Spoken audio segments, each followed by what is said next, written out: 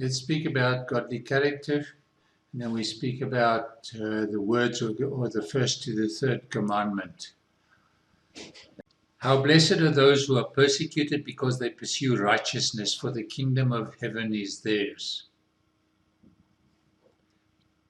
If you're persecuted because you pursue righteousness, and this is not your own righteousness, this is pursuing the righteousness of the kingdom of heaven, then the kingdom of heaven is theirs. So God is theirs.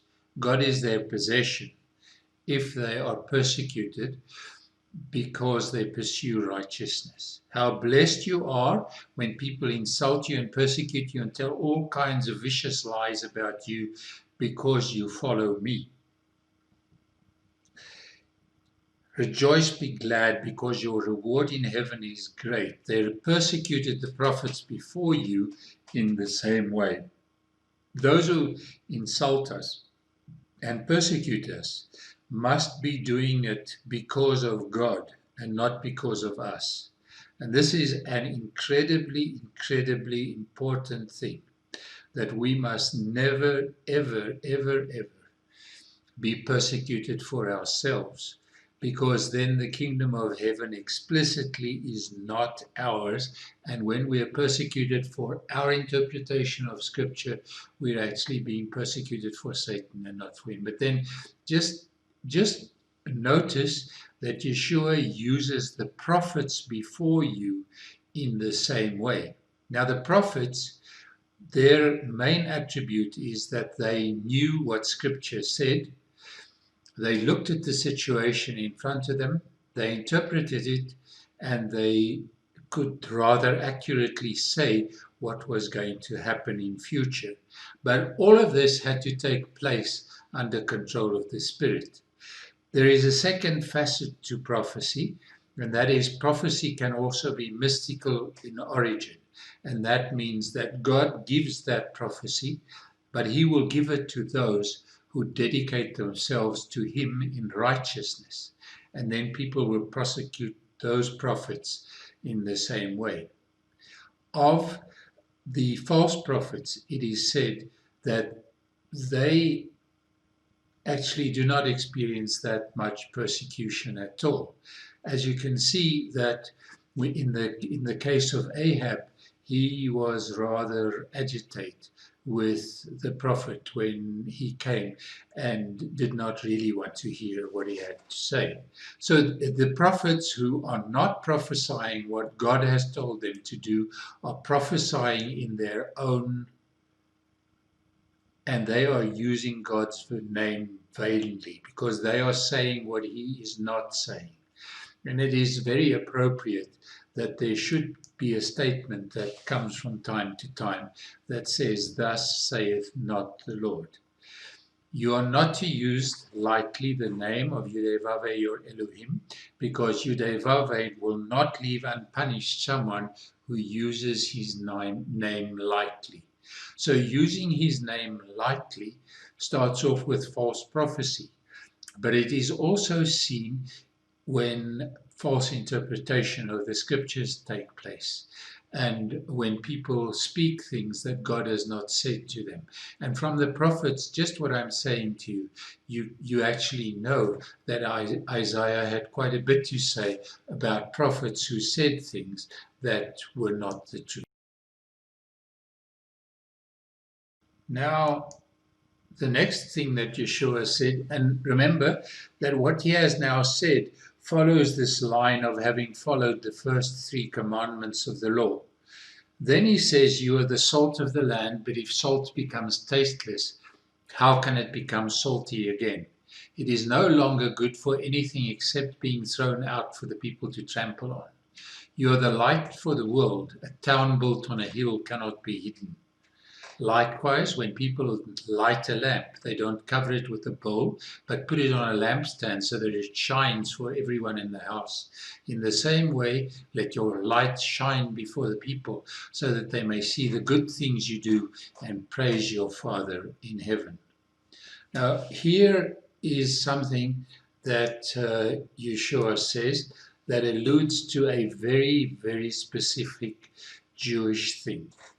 and that is that salt and light get together on the Sabbath, because one puts the salt of the covenant onto the bread that you break, and that is part of the habits that are followed on the Sabbath, and that already was like that in Yeshua's time.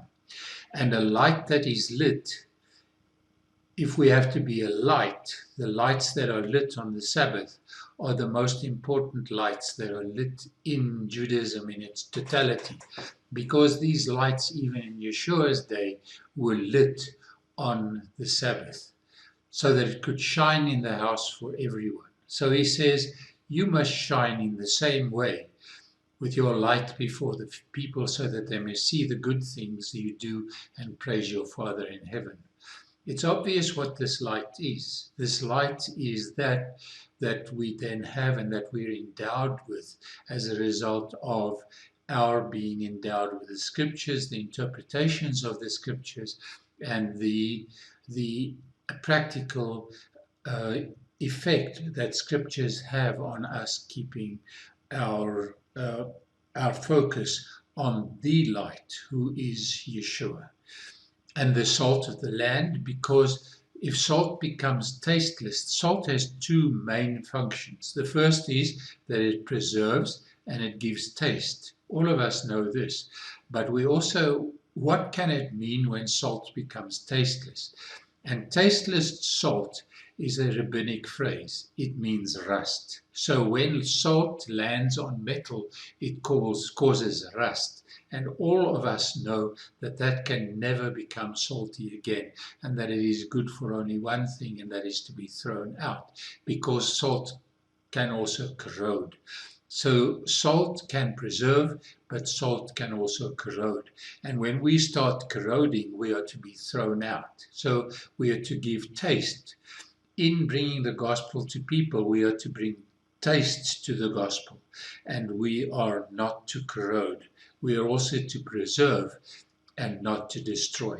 And then we are to be a light in exactly the same way.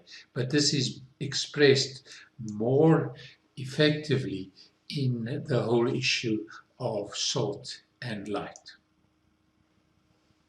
So salt and light are the attributes of people of Shabbat.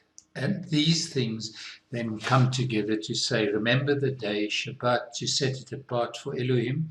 You have 6 days to labor and do all your work, but the 7th day is a Shabbat for Yudevave, your Elohim, and on it you are not to do any kind of work, not you, your son or your daughter, not your male or female slave, not your livestock, not the foreigner staying with you inside the gates of your property.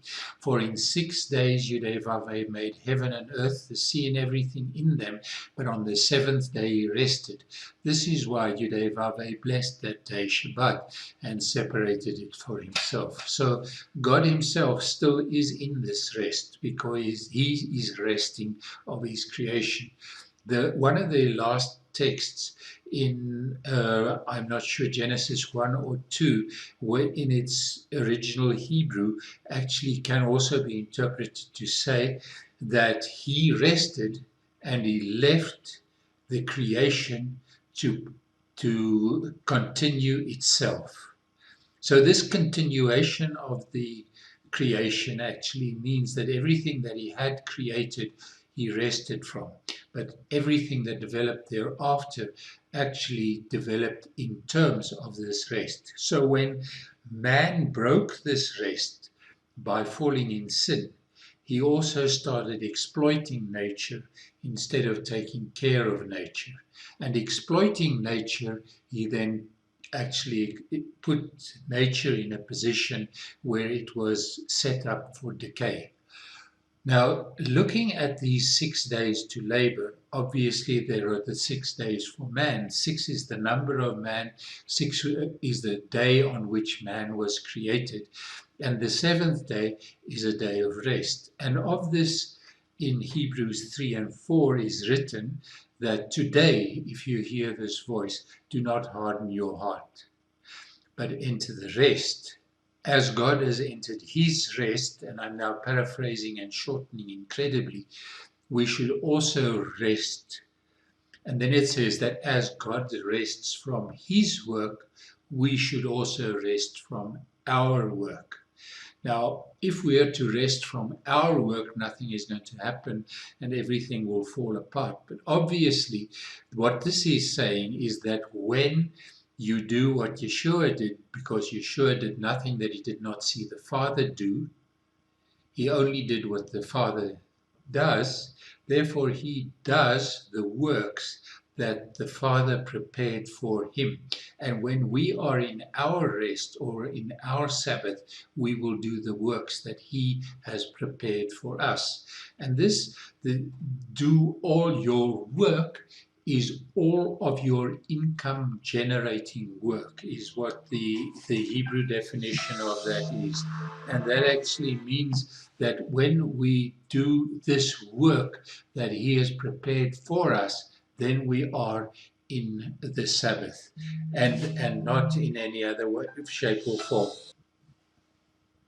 So he rests from his works and does the work that is prepared for him by his fathers, and so we should also rest of our work and do this work that is prepared for us. So now you can also start seeing the whole context of salt and light entering into this, because when our works are the works of the Father, they are going to be salt and they are going to be light.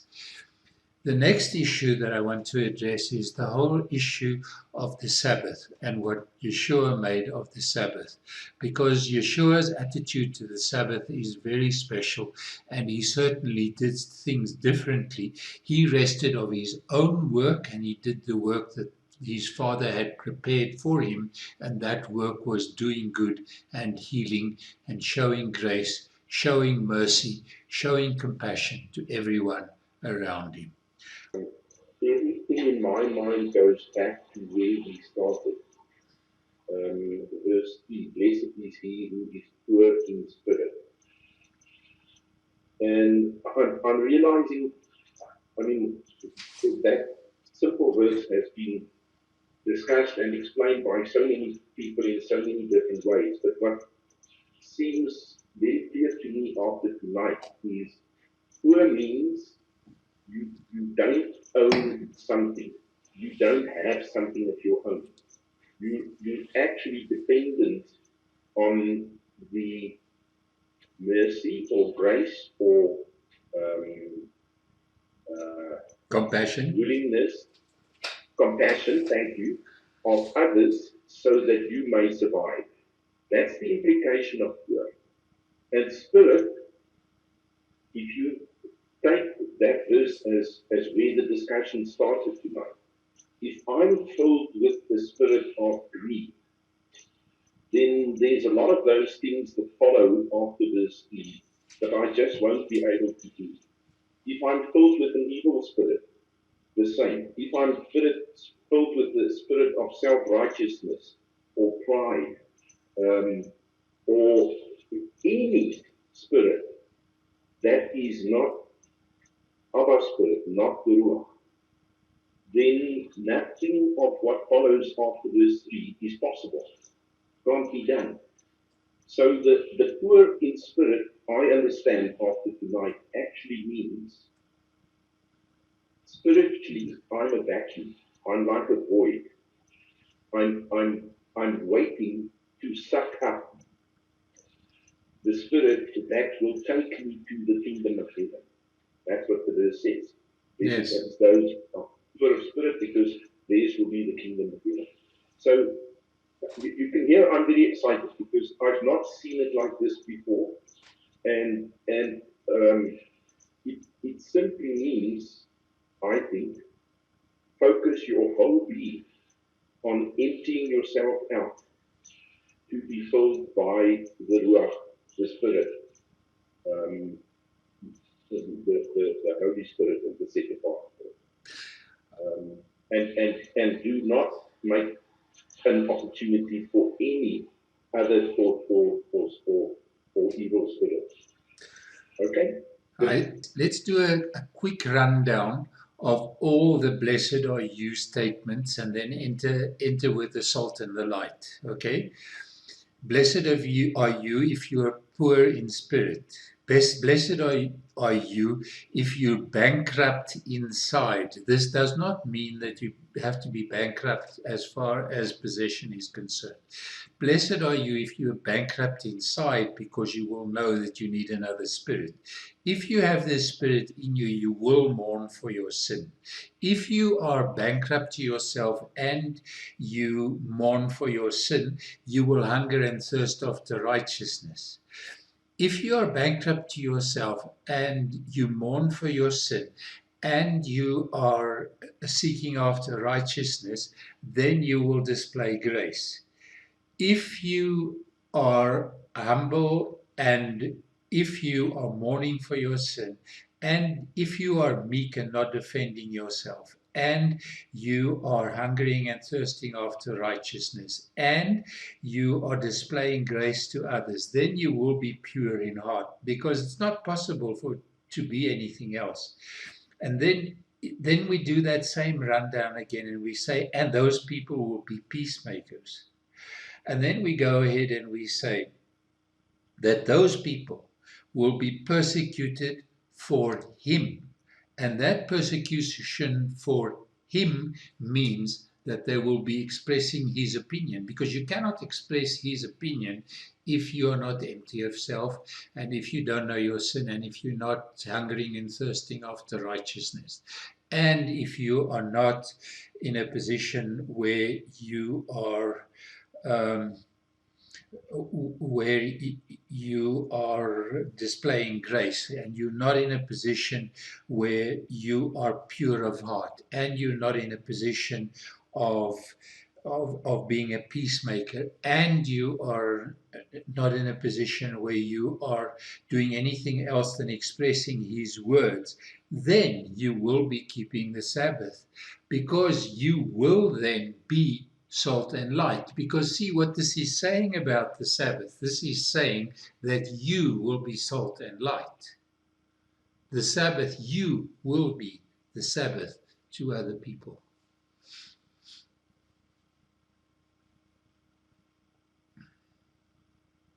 When you understand the rest of the Lord that we have to go into, then it's as Jesus said, that I can only do what I see my Father do, and that if we understand the unity that there is, that the unity that we need to live in, and when we live in that unity, I think it's beautiful. If you where it ends up, I never saw. I guess I could not understand the Shabbat part with the light and the salt, but if it builds up as it is, and you end up in that perfect rest, and you live from that place of rest, and you only that you can see you're in the as Hebrews 4 verse 16 says, that we should come boldly before the throne of grace when we are there, and we can obtain and see what Father wants us to see. Then we can live from that place. So that's really, really enlightening.